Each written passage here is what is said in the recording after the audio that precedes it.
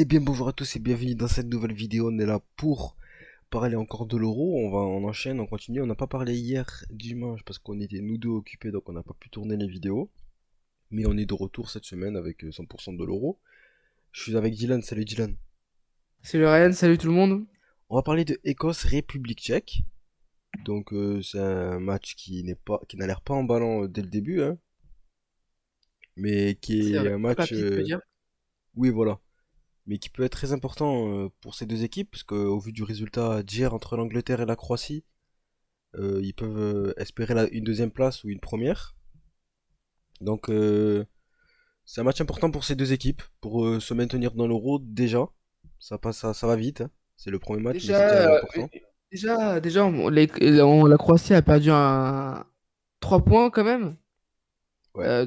C'est vrai que là, l'Écosse ou la République tchèque, ils ont besoin de prendre au moins 3 points pour vraiment contre la Croatie. Parce que s'ils font un nul contre la Croatie, et après, voilà, ils peuvent créer la surprise et terminer deuxième, hein. Ça se trouve, on a le deuxième ici, hein.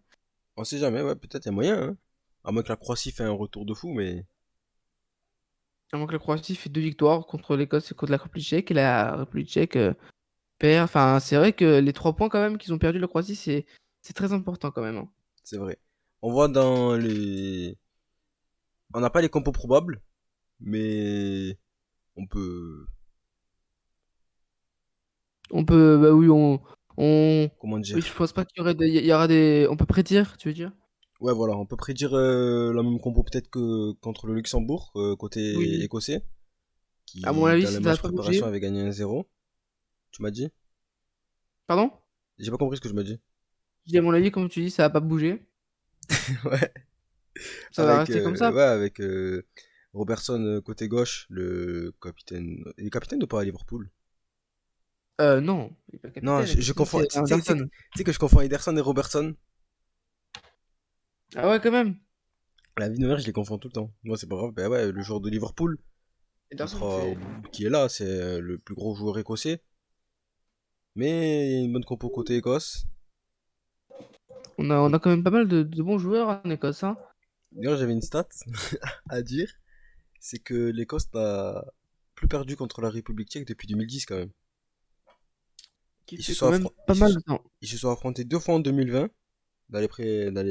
pour la Ligue des Nations là, et deux victoires de l'Écosse avec un joueur qui s'appelle Gilkes presque. Donc Comment? Gilkes, il faut remplacer le S et le R. Alors, on rigole parce que mon pseudo c'était Lil Carroll. Ouais, c'est ça. Bref, voilà, du coup, oui, c'est vrai que bon, depuis le 2010, ça fait quand même pas mal de temps. Bah après ils se sont pas affrontés beaucoup de fois. Voilà, Bah, il faut bah, savoir depuis 2010, il y a eu 4 matchs, 3 victoires de l'Écosse, un match nul depuis la dernière victoire très de la bien. République tchèque. Donc voilà, et sur les deux Écoute, derniers matchs, c'est l'Écosse qui se sont imposés 1-0 et 2-1 dans les matchs aller-retour de la Ligue des Nations. Donc ils ont un petit avantage, je pense. Et c'est pour ça que je vais miser sur eux ce soir, enfin cet après-midi. ouais.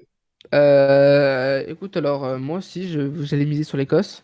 Ouais, Mais vu que j'aime pas faire comme toi, je vais dire un match nul. ok. Voilà. Je voulais faire l'Écosse.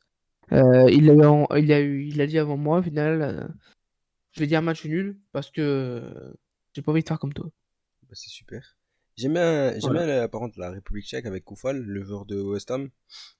Thomas Souquet aussi qui est de West Ham. Il y a deux joueurs de West Ham qui seront probablement titulaires ce soir.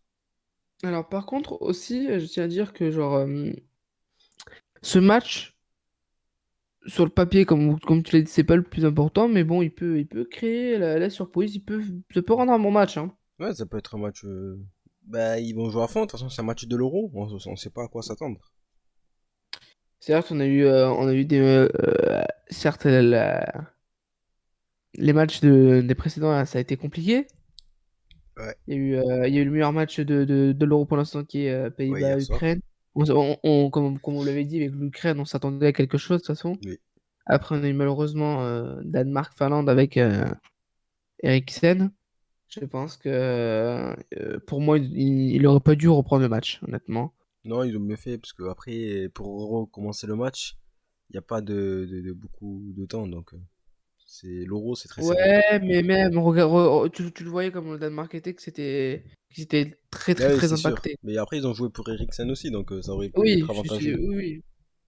Mais bon. Même d'ailleurs, le sélectionneur du Danemark disait que c'était pas. Que c'était une mauvaise idée. Bref. Bon, ben voilà, du Euh, coup, match nul pour toi, victoire de l'Écosse pour moi. On en reparlera après le match entre nous. voilà. On vous souhaite un bon match. On vous dit à tout à l'heure sur la chaîne pour parler de l'euro encore. Et ciao tout le monde.